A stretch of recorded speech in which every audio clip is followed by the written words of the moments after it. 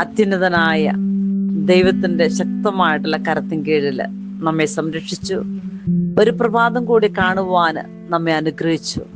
ആ നല്ല ദൈവത്തിന്റെ പരിശുദ്ധ നാമത്തിന് മഹത്വം കൊടുത്ത് ഈ പ്രഭാതം നമുക്ക് ദാനമായിട്ട് തന്നതിനെ ഓർത്ത് നന്ദി പറയുമ്പോൾ, ഇന്നത്തെ പ്രത്യേക പ്രാർത്ഥനാ നിയോഗമായിട്ട് നമ്മെ തളർത്തിക്കൊണ്ടിരിക്കുന്ന കടബാധ്യതകള്, അകാരണമായിട്ടുള്ള ഭയം, നിന്നെ പിരിമുറുക്കുന്ന രോഗങ്ങള്, വിഷമിപ്പിക്കുന്ന നിന്റെ ജീവിതത്തിലെ ഒത്തിരി ചോദ്യങ്ങള്, മുന്നോട്ട് പോകാൻ പറ്റാത്ത വിധത്തില് നിനക്ക് മുമ്പിൽ ഉയർന്നു നിൽക്കുന്ന സാഹചര്യങ്ങള്, വ്യക്തികള്, തോറ്റുപോകുവാന് നിരാശപ്പെടുത്തുവാനുള്ള നിന്റെ മുന്നിലുള്ള എല്ലാ അവസ്ഥകള് ദൈവത്തിന്റെ കരങ്ങളിലേക്ക് നമുക്ക് കൊടുക്കാം.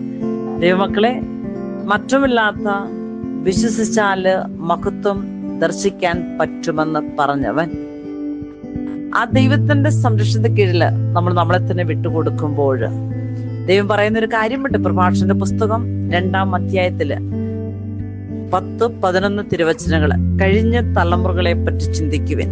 കർത്താവിനെ ആശ്രയിച്ചിട്ട് ആരാണ് ഭക്താശനായത്? കർത്താവിന്റെ ഭക്തരിൽ ആരാണ് പരിത്യക്തനായത്? അവിടുത്തെ വിളിച്ചപേക്ഷിച്ചിട്ട് ആരാണ് അവഗണിക്കപ്പെട്ടത്? കർത്താവ് ആർദ്രഹൃദയനും കരുണാമയനുമാണ്. അവിടുന്ന് പാപങ്ങൾ ക്ഷമിക്കുകയും കഷ്ടതയുടെ ദിനങ്ങളിൽ രക്ഷയ്ക്കെത്തുകയും ചെയ്യുന്നു. ദൈവമക്കളെ, ദൈവത്തിന്റെ ഐശ്വര്യവും അനുഗ്രഹവും നമ്മുടെയൊക്കെ ജീവിതത്തിലേക്ക് കടന്നു വരുന്നത് പല വിധത്തിലാണ്. കർത്താവ് ചോദിക്കുകയാണ്. കാരണം നമുക്കറിയാം, നമ്മുടെയൊക്കെ കഴിഞ്ഞ തലമുറകളെ കുറിച്ച് ചിന്തിക്കുമ്പോൾ, അവരെ കുറിച്ച് പറയുമ്പോഴും, ഏത് സാഹചര്യത്തിലും അവർ ദൈവത്തെ മാത്രമാണ് ആശ്രയിച്ചത്. ഏത് കഷ്ടതയുടെ ദിനങ്ങളിലും ദൈവത്തെ വിളിച്ചപേക്ഷിച്ചു.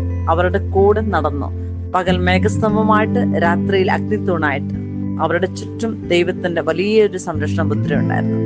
നമുക്ക് വിശ്വസിക്കാം, നമ്മൾ കടന്നു പോകുന്ന വഴികളില് നമ്മളെ നിരാശപ്പെടുത്തുന്ന ഓരോ സാഹചര്യങ്ങൾ, നിനക്ക് മുമ്പിൽ പർവ്വതങ്ങൾ പോലെ നിലകൊള്ളുന്ന ജീവിത പ്രശ്നങ്ങള് കർത്താവിന്റെ കരങ്ങളിൽ കൊടുക്കുമ്പോൾ ദൈവം അത് അനുഗ്രഹമായിട്ട്, അതിനെ തരണം ചെയ്യാനുള്ള ശക്തിയായിട്ട്, ബലമായിട്ട്, രക്ഷാ കവചമായിട്ട് നമ്മുടെ കൂടെ ഉണ്ടെന്ന് കർത്താവ് ഉറപ്പു തരികയാണ്. അതുകൊണ്ടാണ് സുഭാഷിതങ്ങളുടെ പുസ്തകം 3-ാം അധ്യായത്തിൽ ദൈവം നമ്മളോട് പറയുന്നുണ്ട്, ദൈവമായ കർത്താവ് നിന്റെ ആശ്രയമായിരിക്കും. നിന്റെ കാൽ കുടുക്കിൽ പെടാതെ അവിടുന്ന് നിന്നെ കാത്തുകൊള്ളും. നിനക്ക് ചെയ്യാൻ കഴിവുള്ള നന്മ അത് ലഭിക്കാൻ അവകാശമുള്ളവർക്ക് നീ നിഷേധിക്കരുത്. ദൈവമക്കളെ, നന്മ കാണുവാൻ, നന്മ പറയുവാൻ, നന്മ ചെയ്യുവാൻ, നന്മ ചിന്തിക്കുവാൻ ഇന്നത്തെ ദിവസം ദൈവമായ കർത്താവ് നമുക്ക് ദാനമായിട്ട് തന്നിട്ടുണ്ടെങ്കിൽ, നമ്മൾ കടന്നു പോകുന്ന വഴികളിൽ ദൈവമായ കർത്താവ് നമുക്ക് താങ്ങായിരിക്കും, തണലായിരിക്കും. നമുക്ക് വിശ്വസിക്കാം, ദൈവമേ, അങ്ങയുടെ ചൈതന്യം, അങ്ങയുടെ കൃപ നമ്മുടെ ജീവിതമാകുന്ന മുദ്ര, അത് അനുഗ്രഹിക്കപ്പെട്ട മുദ്രയാക്കി മാറ്റണമേ. നമുക്ക് പ്രാർത്ഥിക്കാം.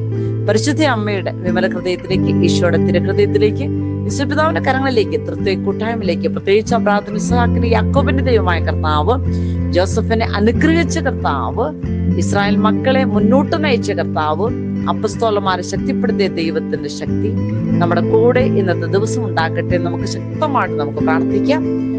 പ്രത്യേകിച്ച് വചനത്തിന്റെ കൊട്ട കെട്ടി നമ്മയും നമ്മുടെ കുടുംബത്തെയും നമ്മളുമായിട്ട് ബന്ധപ്പെട്ട് നിൽക്കുന്ന എല്ലാ മക്കളെയും, ലോകം മുഴുവനെയും നമുക്ക് മുന്നിൽ കാണാം. കർത്താവേ, അങ്ങയുടെ വചനത്തിന്റെ കൊട്ട, യേശുനാമത്തിന്റെ ശക്തി, വിശുദ്ധ സംരക്ഷണം, അതിലുപരി തിരുരക്തത്തിന്റെ സംരക്ഷണം നമുക്ക് ഓരോരുത്തർക്കും ഉണ്ടാകട്ടെ. നമുക്ക് ആഗ്രഹിക്കാം, പ്രാർത്ഥിക്കാം. നല്ല ദിവസം ദൈവമായ കർത്താവ് നമുക്ക് ഓരോരുത്തർക്കും പ്രദാനം ചെയ്യട്ടെ.